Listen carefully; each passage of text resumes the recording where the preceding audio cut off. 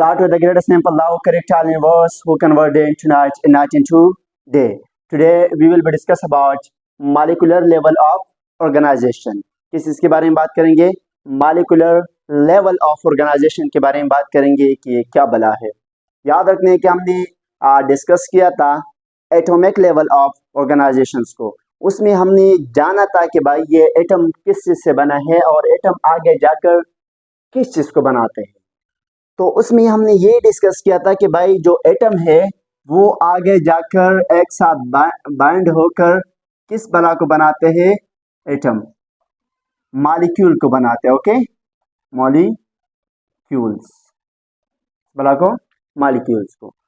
तो ये हमने पहले लेक्चर में डिस्कस किया था कि एटम कैसे जाकर एक मॉलिक्यूल्स को बनाते हैं।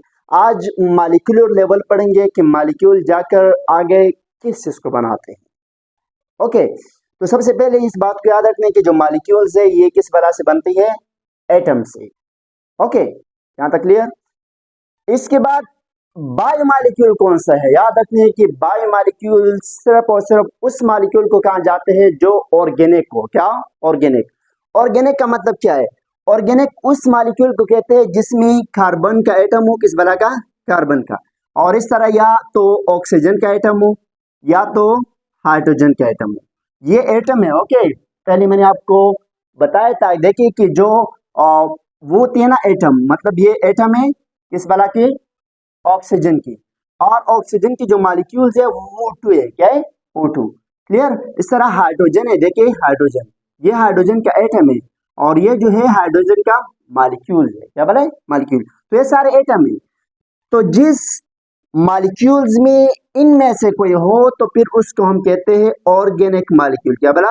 Organic molecules. ओके, तो जो भी लिविंग थिंग है वो ऑर्गेनिक मॉलिक्यूल ही से बना है। किस बला से? ऑर्गेनिक मॉलिक्यूल से। याद रखने कि ऑल लिविंग थिंग बना है किस बला से? ऑर्गेनिक मॉलिक्यूल से। ऑर्गेनिक मॉलिक्यूल क्या होती है? ये जिसमें या कार्बन, हाइड्रोजन या इस तरह ऑक्सीजन का एटम हो। ओके, जाहिर सी बात है मॉलिक्यूल किस बला से बनते हैं? एटम से। तो वो मॉलिक्यूल जो किस बला के एटम से बना हो? हाइड्रोजन से या ऑक्सीजन से या कार्बन से, तो फिर उसको हम कहते हैं क्या बला? Organic molecule. और उस ऑर्गेनिक मॉलिक्यूल को क्या कहा जाते हैं? बायोमॉलिक्यूल। क्लियर। इसके अलावा मॉलिक्यूल जो है इनको क्लासिफाई किया है, क्लासिफिकेशन किया है, इनका दर्जाबंदी किया है, तरतीब दिया है दो किस्म में। ओके, कितने? दो। एक है हमारे पास माइक्रो मॉलिक्यूल्स, दूसरा है मैक्रो मॉलिक्यूल्स। क्या बना? Macro and micro. माइक्रो कहते हैं स्मॉल को। किस बला को? स्मॉल को। ये ऐसे मॉलिक्यूल होती है जिसकी वजन क्या होती है? कम होती है। मैं लिख देता हूं। ओके, ये जो माइक्रो मॉलिक्यूल्स है जिसकी वो होती है लेस वजन होती है, लेस वेट होती है। ओके, ये ऐसे मॉलिक्यूल्स है जिसके वजन क्या होती है? लेस होती है। इस बात के साथ याद रखना है। ओके, कि वो मॉलिक्यूल जिसके वजन कम होती है उसे हम कहते हैं माइक्रो मॉलिक्यूल। क्या बोला? Micro molecule. फॉर एग्जांपल ये कौन सी मॉलिक्यूल हो सकती है? ये है ग्लूकोज। क्या बोला? ग्लूकोज।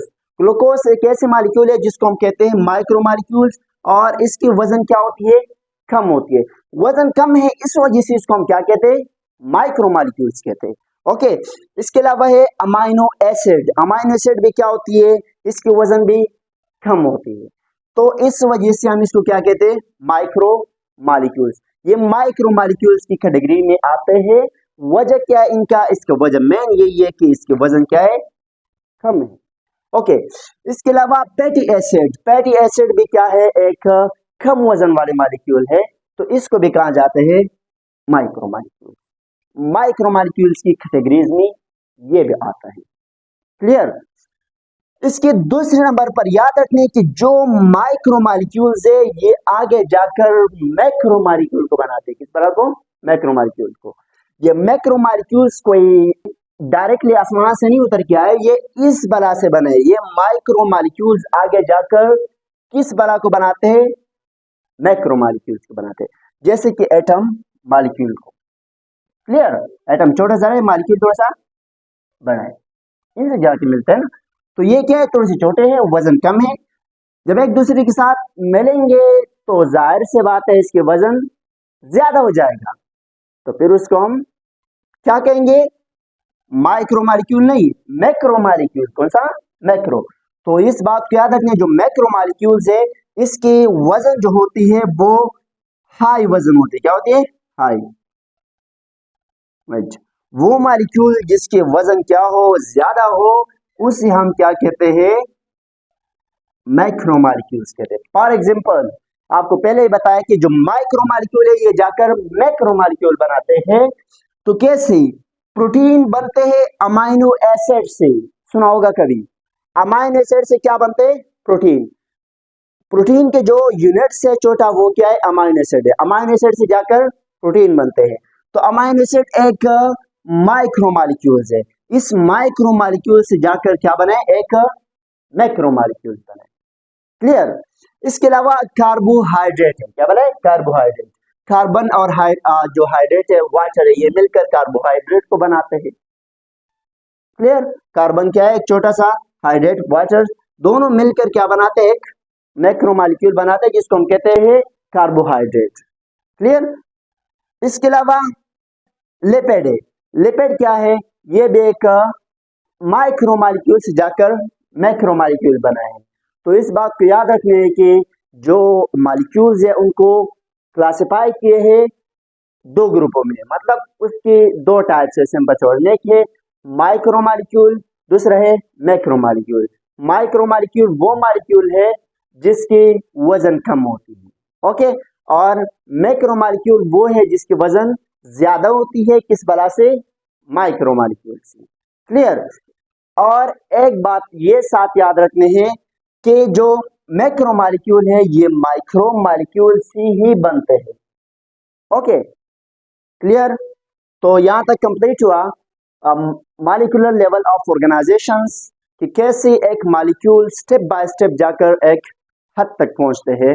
जैसे कि मॉलिक्यूल था सिंपल सा, ओके, मॉलिक्यूल ने जाकर एक माइक्रो मॉलिक्यूल को बनाया और फिर माइक्रो मॉलिक्यूल साथ मिलकर आगे जाकर एक मैक्रो मॉलिक्यूल को बनाया। तो ये स्टेप बाय स्टेप जाना है। इस स्टेप बाय स्टेप जाने को हम द लेवल ऑफ ऑर्गेनाइजेशन कहते हैं, चाहे वो मॉलिक्यूल लेवल हो या एटम हो या सेलुलर लेवल हो, ओके। तो यहां तक हमारे पास कंप्लीट हुआ कि मॉलिक्यूलर लेवल ऑफ ऑर्गेनाइजेशंस क्या बला है।